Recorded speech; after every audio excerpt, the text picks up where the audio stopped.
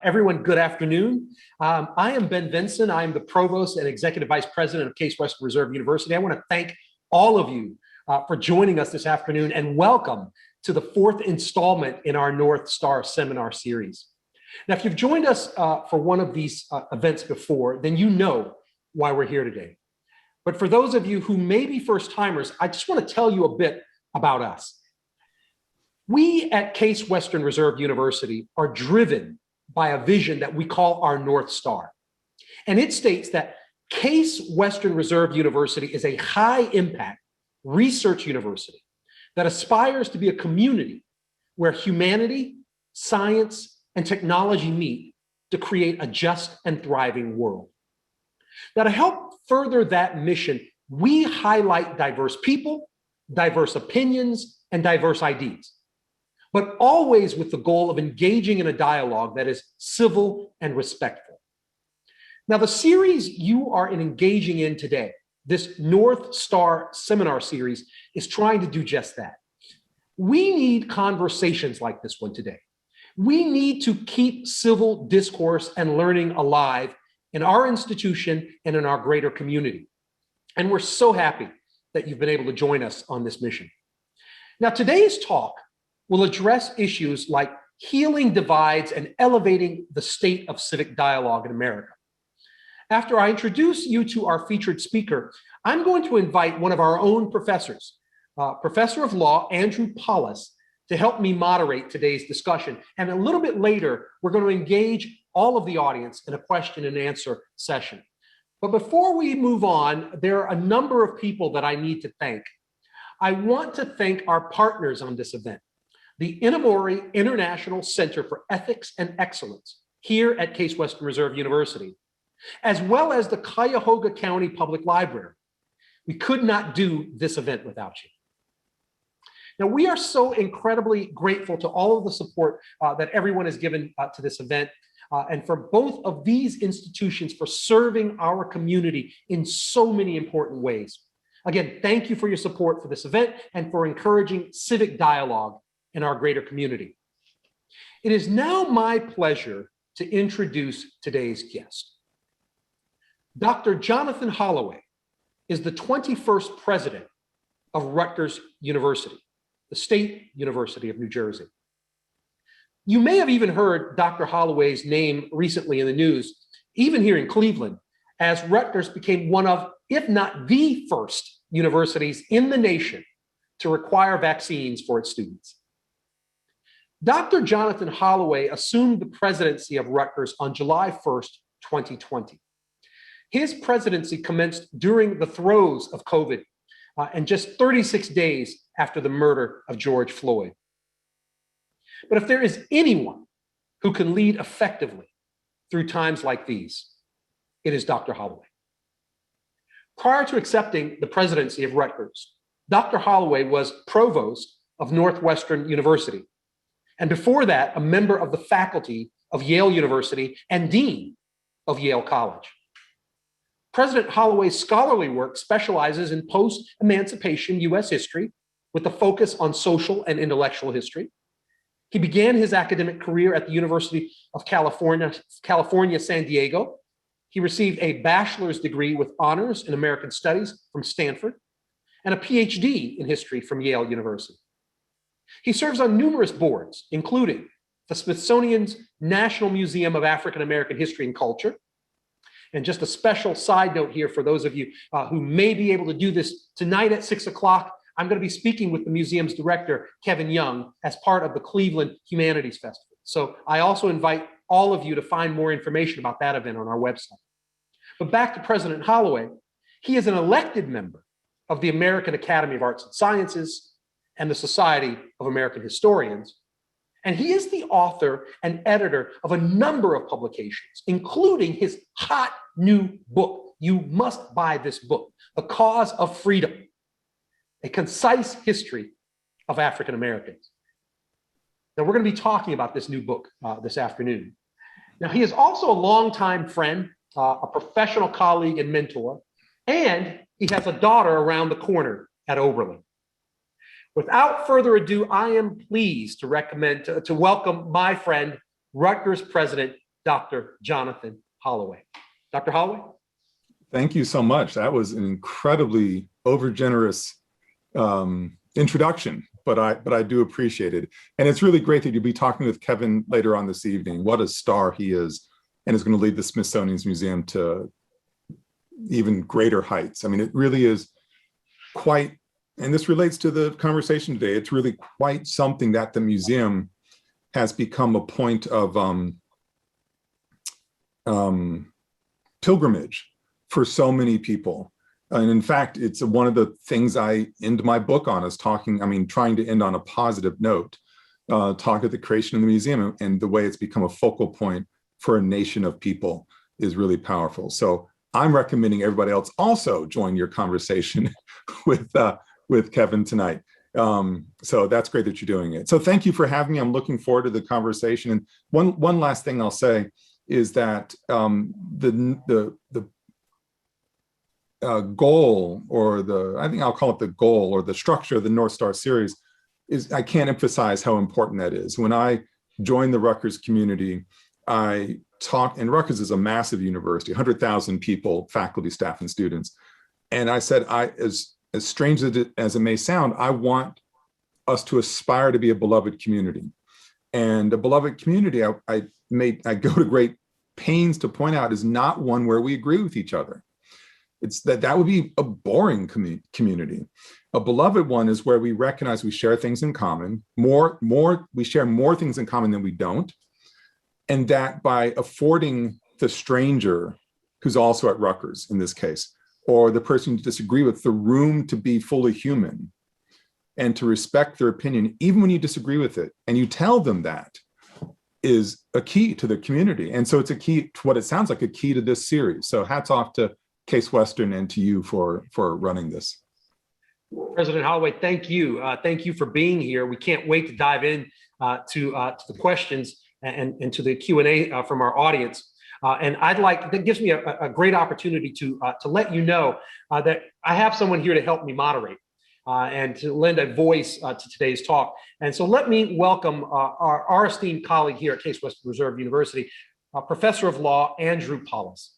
Now, Andrew joined our faculty in 2008, and he has been making an impression from the day he got here. Andrew, thank you. And in fact, he has rolled up his sleeves to help us elevate the civic dialogue and the partnership between community and universities in an initiative that we're piloting. So I want to thank Andrew for that as well. Now, before coming to Case Western Reserve University, Andrew practiced law for 18 years. And in private practice, he focused extensively on appellate and commercial litigation. Now, he has argued in numerous state and federal appellate courts across the country. And he also has had 2 cases before the United States Supreme Court. He has an extensive portfolio of trial experience. He's amassed verdicts totaling over $560 million since 2003. But here at Case Western Reserve, he teaches in the Milton A. Kramer Law Clinic Center, hearkening back to his roots as a law student at the Harvard Legal Aid Bureau. He's taught a civil litigation clinic, and last year he inaugurated an appellate litigation clinic. He also teaches evidence, and his articles on issues of appellate jurisdiction and juror inference drawing, have been widely published. So I'm pleased, Andrew, to have you here with us this afternoon. Andrew?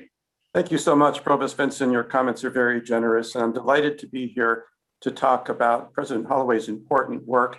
I'm sure your audience is much more eager to hear from him than from me, so I'll keep my remarks brief. But I do want to take a moment to highlight one of the themes that I took away from the Cause of Freedom. President Holloway presents his historical narrative in the context of citizenry, that is, the struggle reflected in over 400 years of African-American history and the struggle that continues to this day of African-American people to be recognized as full citizens of this country. Millions of Africans, of course, were brought to this country against their will. They and their descendants built much of our infrastructure, anchored much of the economy of this country, and of course, suffered unbearable torture and loss. The institution of slavery, of course, itself was abolished. but the struggle to enjoy the full rights of citizenship is ongoing. And that's, to me, one of the highlights of President Holloway's work. We see the effects of that struggle for citizenry in the law, my area. And it didn't end when Jim Crow ended. Instead, it became perhaps more nuanced. I would even say subversive. So I teach, for example, my evidence students about the ways in which the rules of evidence disproportionately burden African Americans in our legal system, particularly the criminal justice system. In our appellate litigation clinic that Provost Vincent described, my students represent parents whose children are taken away from them, which is eerily reminiscent of the types of family separations that were endemic in the slave system. At the moment, we represent a young African-American man who was coerced into pleading guilty by a white male judge who felt it appropriate to berate our client about the criminal conduct of his demographic. That's precisely the word that the judge used. But perhaps the most important right of citizenry is the right to vote. And that's been the hardest to secure. And here we are, 140 years after the 15th Amendment ostensibly gave African-American men, not women, but men, the right to vote, the guaranteed right to vote. And now we see recent efforts to restrict voting access still front and center in the news. And so I'll leave it there for now, but I want to thank Professor Holloway for framing the issue in this way, this citizenry, because it's one of the most important ways to view history as we think about its continued importance on the legal ramifications of systematic oppression. Andrew, thank you for that, for those incredible reflections. And I think it really sets the tone as we really dive in now into the book and into really trying to understand President Holloway better. President Holloway, I thought we'd begin this afternoon by asking you to talk just a bit about yourself and your journey. As one of the premier historians and African-American intellectuals in the country right now, can you tell us a little bit about your own upbringing and some of your values and your journey in the academy and how all of these aspects of your life have taught you a lesson or maybe a couple of lessons and about how we can learn from one another and how can we speak fruitfully with one another? So I'll leave it. Let's open with that, if you don't mind. With that very small question, right? In which there are 15 other questions embedded. No, so in case there are some undergraduates listening, and I'm not expecting there are necessarily, but in case there are, this is a story that does relate to them a bit, and then I'll go forward and go backward. So I'm in this position, not this much position as president, but in the world of higher ed.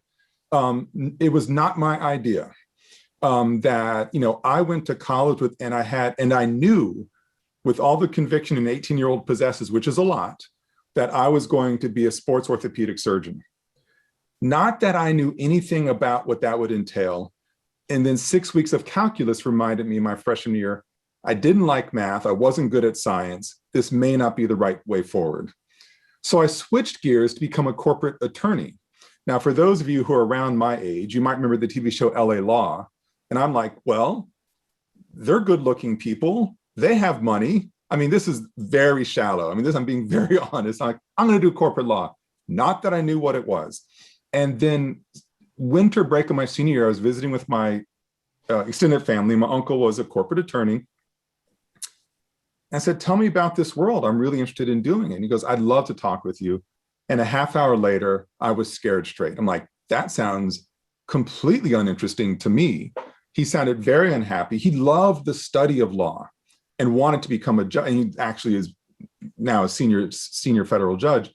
He wasn't there yet, but he loved the questions of law, the study of law, the thinking about the complexity of big ideas. But doing what he was doing, he just seemed so unhappy. With apologies to corporate attorneys out there, I never investigated it beyond that.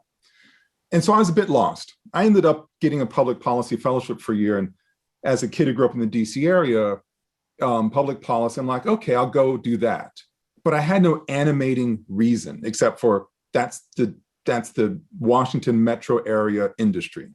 And my father was a lobbyist, so that made sense. But as I was going towards graduation, literally 6 weeks before graduating, around this time, in fact, a professor with whom I was writing my senior thesis asked me my plans, and I told him, and he said, have you thought about getting a PhD in history?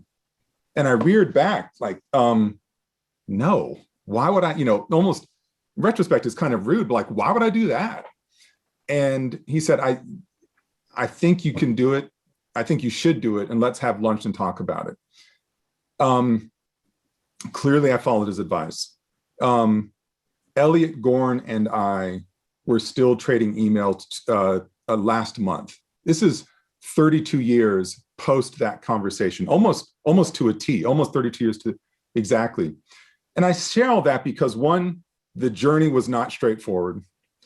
Two, it was someone else's idea, a mentor, which is critical, getting back to one of your earlier framing questions, a mentor who found me more than I found him, who saw something in me, saw some possibility in me. And think of all the people whose lives are detoured, not in a positive way, because of the presumptions we carry about, I'm forgetting the language that Andrew quoted from the judge, but the demographic, demographic possibility. We behave criminally in a figurative sense, and probably literally as well, by shortcutting people away from incredibly powerful transformative futures because we presume they can't do it. Well, somebody presumed I could do it, Elliot Gorn, and sent me down this road. Now, in retrospect, one would think that I would have thought of this myself because I come from a family of educators. While my father was a lobbyist, he actually had gotten, while in the Air Force, got his PhD in public administration and actually taught as an adjunct for University of Southern California Extension in DC. And he ended up, well, this is a little bit later, ends up becoming member of the Board of Trustees of University of Maryland system and becomes an interim president at Bowie State. I am fifth generation college educated and graduate school educated. And, skipping one generation, I'm the third person in the family to have been a college president, or at least interim or university president. None of that occurred to me when I thought, hey, maybe I'll get a PhD in history. So a little bit dense, absolutely. But there I was. In terms of values, the things that have guided me along the way that really have served me well as a scholar is a mixture of my father's ambition, certainly, and my mother's patience. And with both of them, a commitment to decency. That is, like golden rule, treat people like you want to be treated. And really, really quite critical, recognize that lots of people are rendered invisible in our society. And this is sort of Ralph Ellisonian-esque. That incredible talent is rendered invisible because we presume that that person, whoever that person is, simply doesn't have the capacity to excel. And we think of universities, and we think of the people who wear uniforms at our universities. And I don't know precisely what that looks like at Case Western, but I know what it looks like at Rutgers. And the people who wear uniforms are certainly the police officers, the safety officers, but they're the people who tend the grounds, who clean up, who serve food, and they are disproportionately a Black and brown population. If we in administration and in faculty think that they don't know things, we are doing violence to their own humanity.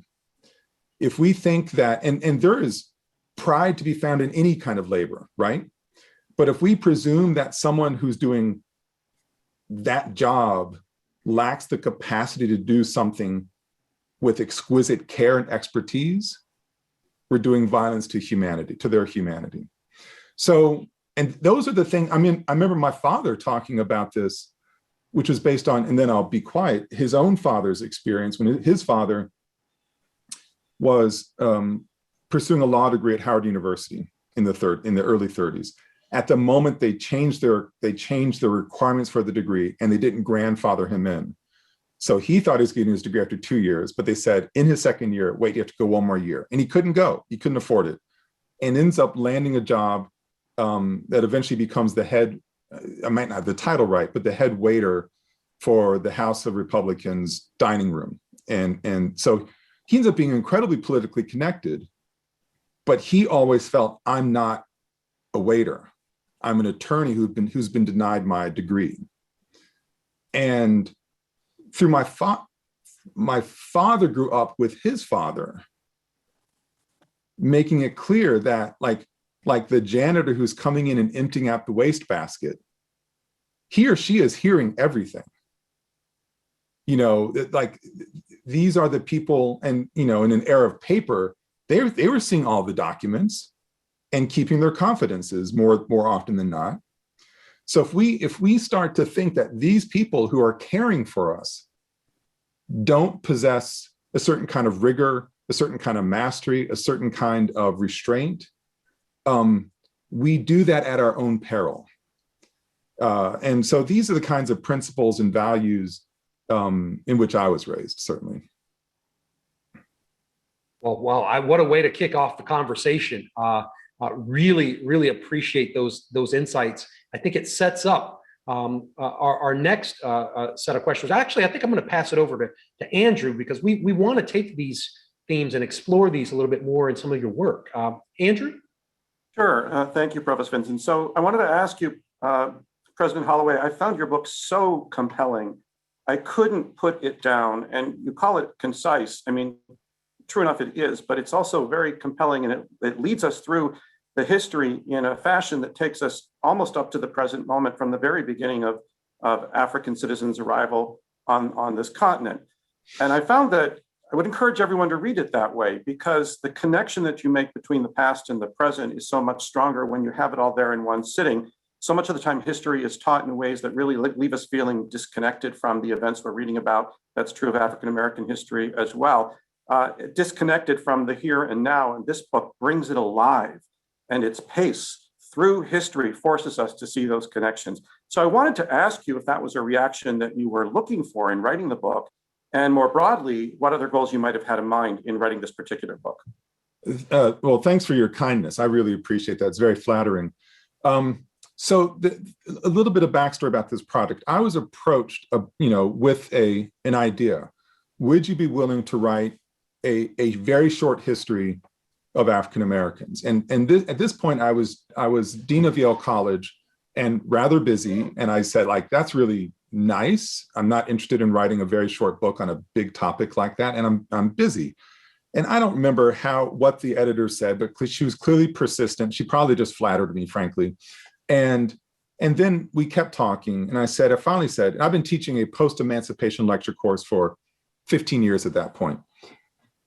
I said, oh, gosh, trying to get 150 odd years into 150 pages seems crazy. She goes, oh, no. All of African-American history. I was like, no, that's impossible. I cannot do justice to 400 years and more. And I was given a hard limit, 150 pages. Well, clearly she must have flattered me some more. So I decided to pursue the challenge. And so there are a couple of writer's challenges. One, as you understand, writing short is really hard. And that sort of just executing it was hard. And I was trying to figure out what stories, I went from what stories do I need to tell, but there are still way too many stories, to what stories am I not going to tell? What things am I just going to write past?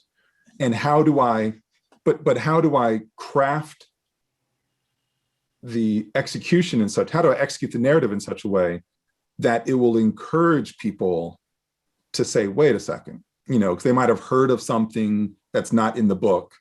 I want to know more. And so what I ended up doing, and I presented in the opening pages. So if you pick up the book, this is a bit of a spoiler alert. I asked some very simple questions that, as I know you understand, they aren't simple at all. What does it mean to be a human? What does it mean to be a citizen? What does it mean to be an American? What does it mean to be civilized? And I think I have that order correctly. And that order tracks so much of African American history. And it layers onto so many other people's histories. So that, yes, this is about the African American past, but in so many ways, conceptually, it's about the immigrant past. It's about, LGBTQ past. It's about, you can fill in the blanks, right? Because all of us have struggled at some point, this situation is challenging my humanity. Or we struggle at some point with like, wait, who gets to be a citizen in this country? And we're living this right now, literally right now. What does it mean to be American? I mean, think of just the narratives, the perverse narratives of the last 4 years, the oversimplification of a narrative of what it means to be an American. And what does it mean to be civilized, which is a little bit of that's really sort of an inside baseball thing for US historians, because we know that there was an era when the very notion of what it means to be civilized became weaponized as a means to achieve lots of other things. And some of it was based in a true feeling that people were not fully civilized or could not be fully civilized, therefore we could do certain things to them. And to bring us up to the very present moment, look at the rhetoric involved in the George Floyd murder case. People may not be literally saying Floyd wasn't civilized, but they are saying it. And it becomes a vehicle to rationalize behavior. So I wanted to put in 4 really broad questions to help me write the book, but it also has, the somewhat intended consequence of making the book very relatable across people and across time. So thank you for that. And I want to follow up on a couple of things that you said there, because you said that the challenge was to figure out what you're not going to include. And you also made an allusion in your comments to the last 4 years. That takes me to my next question, because I thought the book was incredibly inclusive. Everything that I was waiting to read, it was there. But I did notice that the book ends right on the heels of the Trump era, the last 4 years. You mentioned it in the epilogue, but I wonder if you could share your thoughts about how you decided when, for purposes of your writing, the history ended, and whether you wanted to force the reader to pick up the task of evaluating, the more recent events, more recent history, and how that played into your decision to stop when you did. Well, thanks for the question. Every historian has to figure out when to start and when to stop, okay? Which is a very painful challenge in that. And, for me, this may be a little counterintuitive, but there were so many things that required a rethinking that transpired in the last 4 years that required a rethinking. Could we really imagine, and this was after the book was out or on the cusp of the book being published, could we have imagined the Confederate battle flag being walked through the Capitol Rotunda by a patriot? I could not have imagined that.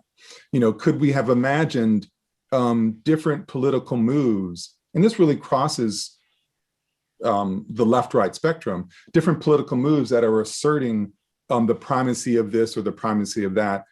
There were so many things that changed what I think like the value, that what I knew as normative values of political citizenship. It's like, how do I write that? That's its own book, right? However, there were so many things that happened in the last 4 years that were, I think, perfect embodiments or culminations, and I really hope some of them are culminations of longer narratives that the book helps to explain how we got to this moment, although I could not have predicted the last 4 years. All of my education would have suggested, no, we would not turn that direction. We might veer one way or the other, but we're not going to make a hard right or hard left turn to that degree. So I think the book lays down a foundation and a logic upon it where you can say, oh, so if we take this to an exaggerated extent, this helps us understand this moment. So I think it works. Now, very poignantly, I was asked those of us who've written books know that at some point you lose control of the book. Like it's done, you're copy editing, and then you can't, I mean, you go for the last like typo check, right? And if you change two words, that's a problem because it could change where the page is laid out, and it's very expensive. However, I was at that moment in the summer. I mean, the book is literally about to go to the printer, and they say, you could write, there's a space right here in the conclusion of the last paragraph to talk about George Floyd. And I had to pause. I mean, I understood the question. I understood the point that the editor's saying, this is a moment. We can give you 2 paragraphs. I'm like, I can't do George Floyd in 2 paragraphs. I don't know where this is going to end. And the worst thing of all is that if I put in George Floyd here, I'd already talked about other fairly recent tragedies, Trayvon Martin, and Black Lives Matter, not that's a tragedy, but growing out of Ferguson. This felt like it would date the book in the sense that I could write about George Floyd right now in the summer of 2020. By the time the book comes out, there is quite likely to be another incident that would date the book inappropriately. To suggest that George Floyd's the culmination. It is not. Floyd's murder is part of a long history, and no matter the result of this trial, it will continue. I mean, I hate to say that, but this country's history is too consistent in that regard. Andrew, I got to jump in here. This is getting really good. I can't help it. President Holloway, building on what Andrew has said here and what you've outlined right now in terms of walking us through 400 years to get to a point where we can now reflect on the now. How do we take what you've written, what you've learned, your journey? How do we get to a point where we can talk about race in this country? How can we get to a better America through that conversation? And now armed with this architecture that you provide us with. Yeah. And that searing image of walking through the Capitol with the Confederate flag and laced with patriotism, chanting for our president, Trump. Yeah. How do we talk about politics now? Is there a special way that we now interrelate these two now that we have this? I'm gonna, if you don't mind. No, it's you just pitched the softballs here. So prior to January 6th, so I'm going to give you short but 2 answers. Prior to January 6th, I would have said, we may be at a true inflection point in this country. If we think about the fact that George Floyd wasn't new, it was particularly grotesque. It was documented in ways that all these moments of racial violence are being documented by the amateur journalists that we've all become because we carry our smartphones around and there's, cameras all over the place. Prior to January 6th, I would have said, look at the national outcry, global outcry, growing out of George Floyd's murder in particular, on the back of several others, people jogging, people sleeping, et cetera, right?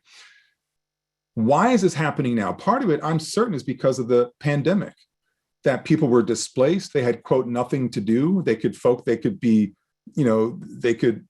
had time on their hands in a sense, right? But I think at a subconscious level, millions and millions of people were inconvenienced. And many were wondering, my God, how am I going to make, will I make rent? Will I be displaced? Will there be food at the end of the month? Look at the health disparities. I'm living in a community where, I have 5 family members who've died, whereas in other communities that's not happening. I think what was revealed in the viral moment of the pandemic, what people who were not the George Floyds of the world were saying, wait a second, people live like this all the time. And so I think at some deep psychological, subconscious level, a world, or in this case, the US, discovered the challenges of the daily inconveniences that poor people, that Black and brown people, et cetera, face. And so I think there was some sort of empathetic moment. And then, my goodness, I believe we're at a deep inflection point when I saw these brave white individuals in very homogenous, meaning white communities, holding up Black Lives Matter signs. I'm like, all right, we've gone to a different place now. This is not a bohemian hipster who has some privilege and putting up a sign and being clever. This is some brave kid who's really upset by the injustice in a place where they're going to think him crazy. And I thought, we are in a new day. But then January 6th happens. And so I find myself wondering, okay, is this just a culmination of a particular kind of fevered mesmerism that I don't understand? I literally don't. But is this just it? Is this some ways in which a portion of our nation that we've tapped into something about incredible displacement anxiety of a different type? But I just can't still process January 6th. I can't process claims of being patriotic and what I saw. I can't square those things. So I don't know. At the end of the day, I don't know. I certainly thought that there would be a reorientation after a few months in the Republican Party in particular that would move us back towards a broader middle. Still lots of divides in the country, but January 6th took me to a new place. I still think there's a radical minority, but it resonated so loudly with people. And we're seeing that extended into people refusing to wear masks, not believing science. I'm very worried about the state of our nation right now. President Holloway, let's bring this back home for a minute. I'm glad you said those points, not believing in science, et cetera. Now, my colleagues down the road may argue with me at the Ohio State University, but at Rutgers, as president of one of the great universities in the United States at Rutgers, one of the great public universities, and with a special mission that really promotes diversity, access. Now, how do we take what you've been talking about, these dissonances, what we see on the one hand, this advocacy, yet this dichotomous kind of emergence, if you will, at the Capitol, both valid in their ways.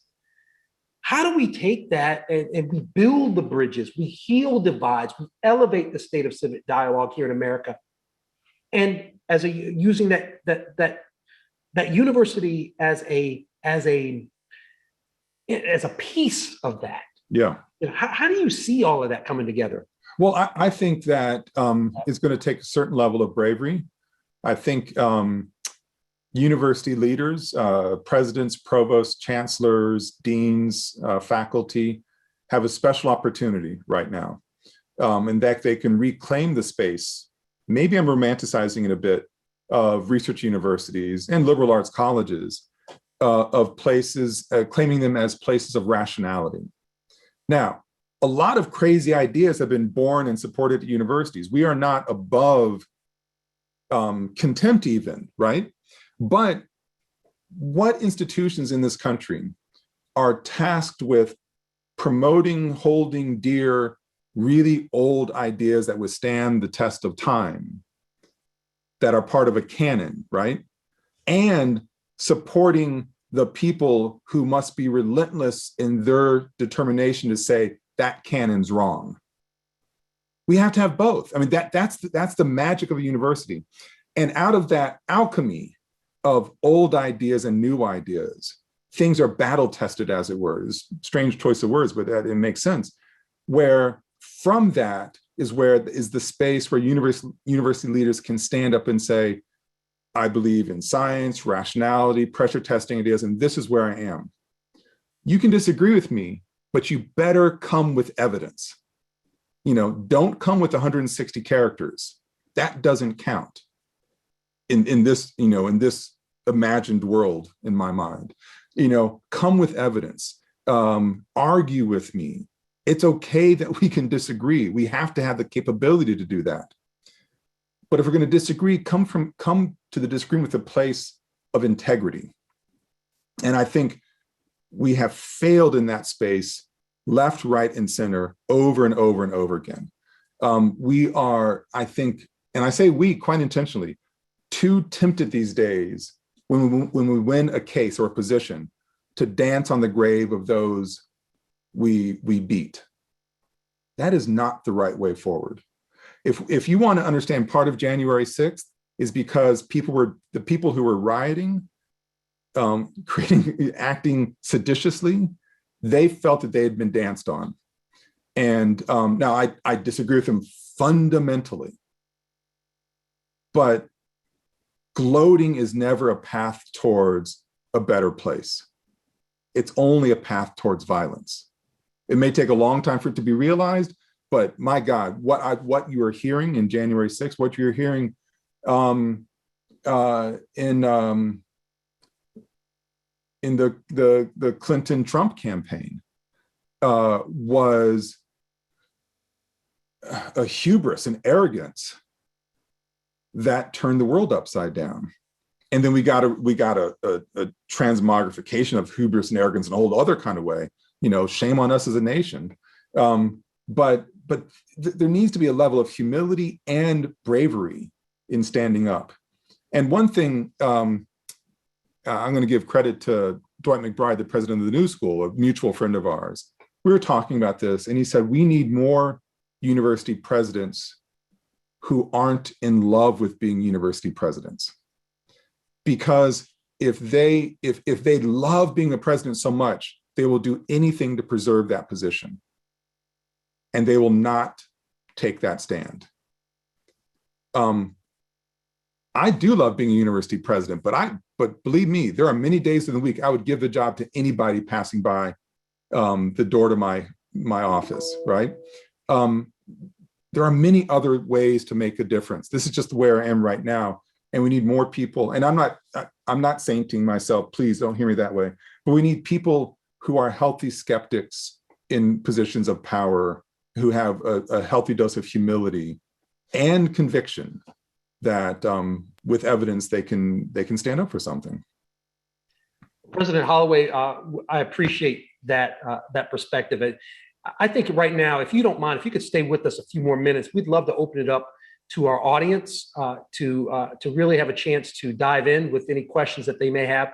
I'm going to turn to Jocelyn Clemmings, who many of you who've been here before have gotten to know, really an ace in the Provost office, kind of our secret weapon here at Case Western Reserve to run the Q&A. Jocelyn, if you would be so kind to run that for us, please. Absolutely. So I will invite you now, if you have questions, if you want to drop them in the chat, you can go ahead and do it that way. Also, if you'd like to remain anonymous, you can go ahead and message those to me personally, and I will not use your name if that's something that you're more comfortable with. Additionally, if you're comfortable with just kind of piping up and turning your video on and putting your microphone on, then we can take your questions that way as well.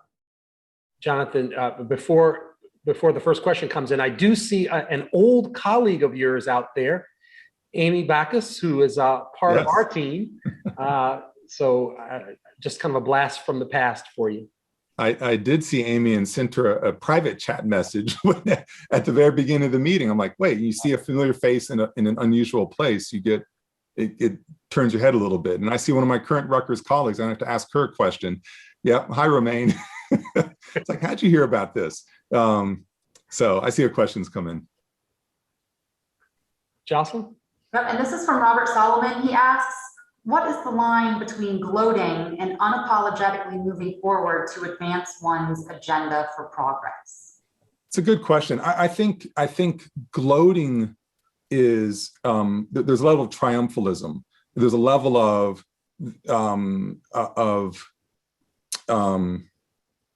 it's overbearing in a way. So I'm not one to use sports metaphors. Well, maybe I am. I don't know. But I'm gonna use the sports metaphor. I take this attitude. If I'm a running back, let's say, and I score a touchdown, we all know that, all the gloating that happens when people score touchdowns and they do all their dances, all for show, right? What I'm more compelled by is the person who scores a touchdown, walks over to the ref, hands the ball, and trots off the field. Why? Because they knew they were going to do it. To me, that is an assertion of authority, determination, and conviction in a whole other way. Instead of dancing around like, look at a great thing I did, it's the attitude like, yeah, I did that because I have the skills and the quality. So if that metaphor works for you a little bit, hope that metaphor works for a little bit. I think there is a way in which gloating can feel like a relentless adding on to someone else's defeat.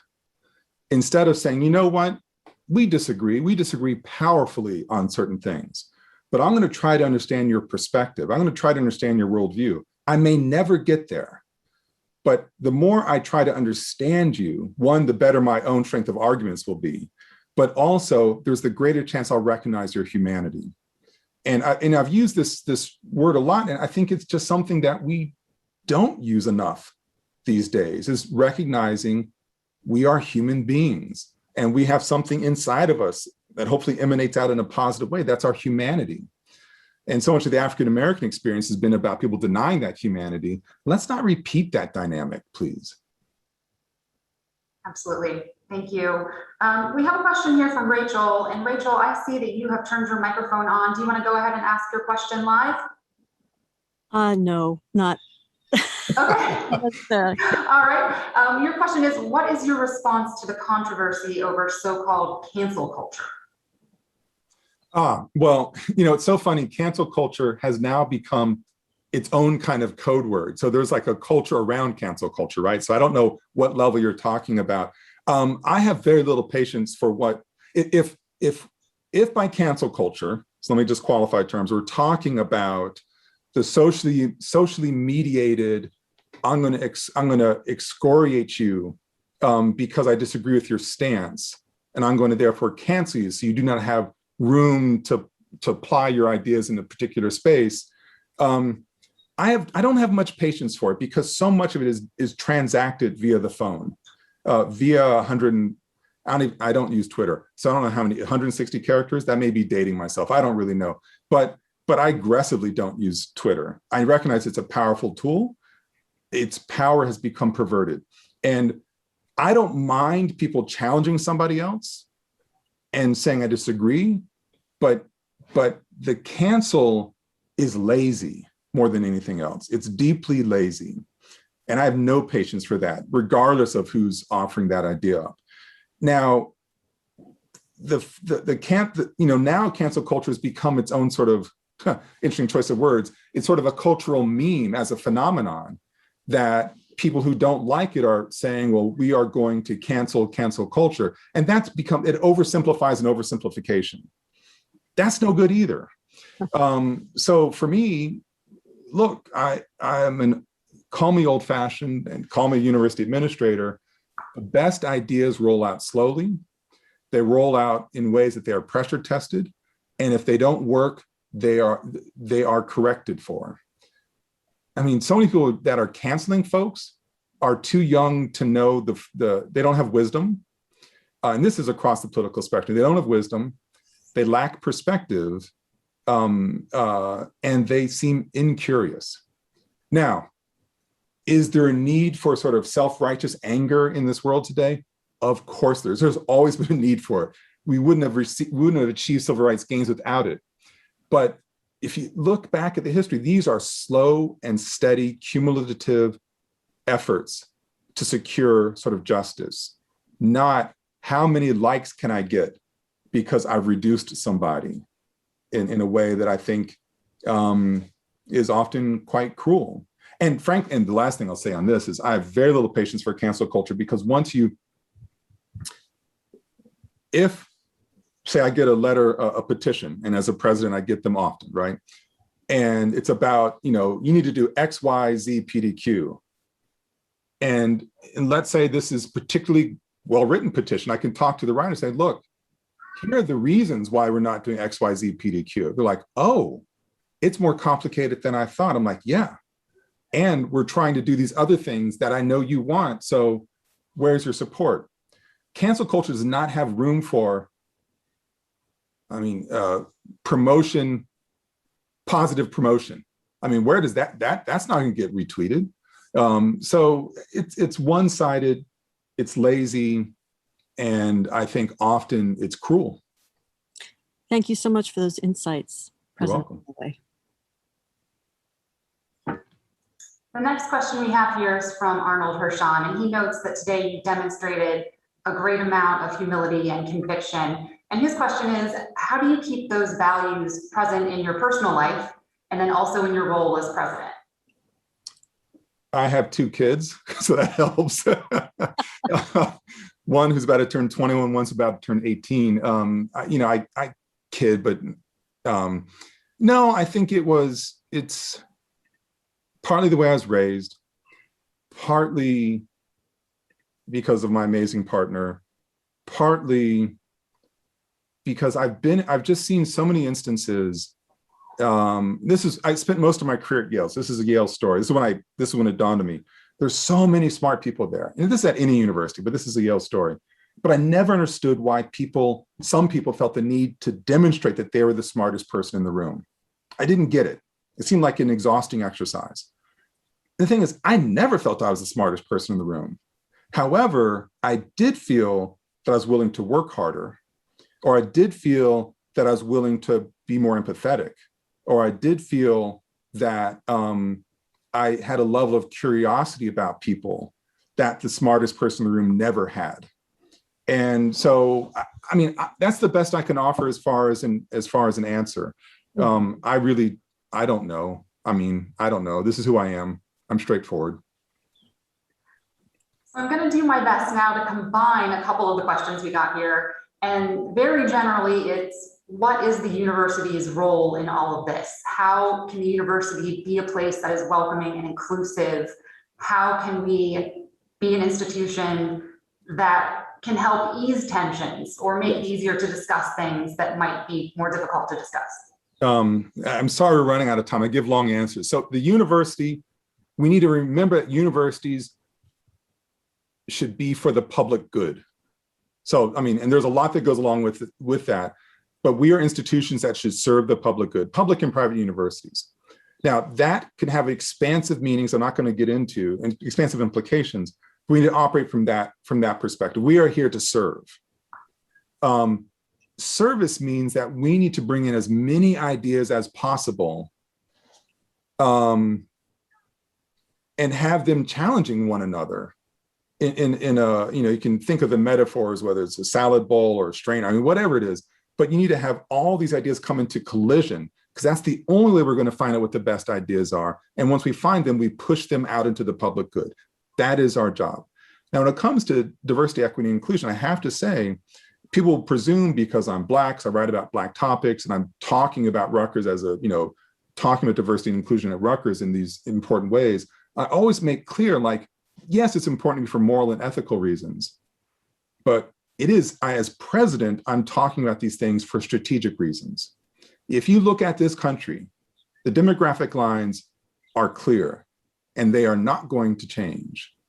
If we are not prepared to be an inclusive environment, in 5 or 10 years, we will be left behind, and we may not be able to catch up. So this is about leveraging our population, leveraging a vision in service of a public good. I think I got a lot of the things you were talking about in that answer. Absolutely, thank you. I think the idea of the quote that you said earlier about not dancing on the graves of those who have lost really resonated with a lot of people. And there's an interesting question here from Gabby, and she says, do you have any examples from your research of humility on the part of winners? I would, oh my God. The first thing that comes to mind is King. And I think that Martin Luther King Jr., that is he suffered and he achieved great victories and suffered incredible setbacks along the way. So I think he was often talking about the need from this nonviolent civil disobedience perspective, I think is about not gloating when you've won something, because there's always somebody else who's suffering. So that's the first thing that comes to mind. And I'm certain, given just a couple more minutes, I can bring up a whole legion of other examples. But I'll stop with that one example. Great, thank you. And I see that we are very close to ending our time today, and I don't want to keep you on any longer than your allotted hour. So Provost Vinson, shall I turn it back over to you and you can close us out? Well, thank you so much. Thanks, Jocelyn, for running that. Thank you so much for the wonderful questions that have come in. We've been having lunch together now 4 times during these North Star seminars. And I think we are arriving step by step, bit by bit, through conversations like these, through incredible guests like President Holloway. We are starting to arrive and envision our own North Star. I want to thank everyone for coming out today. Really appreciate it. Those of you from Cleveland who are not part of the university, please continue to join us in our journey. Because we are trying to do this together. We are trying to be an anchor institution here in Cleveland and greater Northeast Ohio. We're all learning together, and that's what a university does, and that's what its people do. And I want to thank once again President Holloway. You have not only enlightened us, but you have shown us through how you model your life and your being, what it means to be reflective, what it means to be a leader. And I hope that all of us just take a little piece of you away with us at this lunchtime hour. Dr. Holloway, thank you. Please be a friend of ours, and we will certainly be watching all the great things that you are accomplishing out there in New Jersey and at Rutgers University. Thank you all so much. Thanks for having me. Thanks for your kind words. Thanks for the questions. I'm sorry I couldn't get to every single one of them. Well, thank you. And everyone, we will see you next time. Some of you this evening for our conversation with Kevin Young from the Museum of African American History and Culture. And that should be another enlightening engagement. Thank you, everyone. Take care.